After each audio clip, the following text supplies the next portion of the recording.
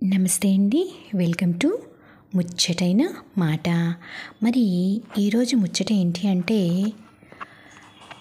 ధర్మం తెలిసిన బ్రాహ్మణుడు రావణుడు అపారమైన శివభక్తుడు కూడా.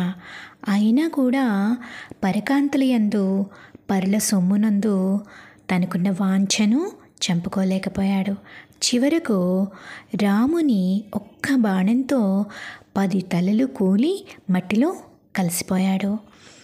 మరి ధర్మమూర్తి అయిన శ్రీరాముని పాదాలను పట్టుకొని ఆశ్రయించి ఆయన బాట యందు నడిచిన స్వామి హనుమంతుల వారు చిరంజీవిగా మిగిలిపోయారు. చరిత్రలో కూడా హనుమంతుల వారిగా నిలిచిపోయారు.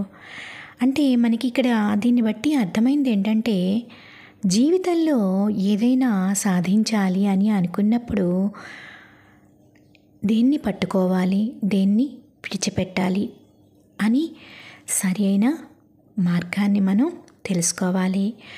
తెలియటమే కాదండి, పాటించాలి కూడా.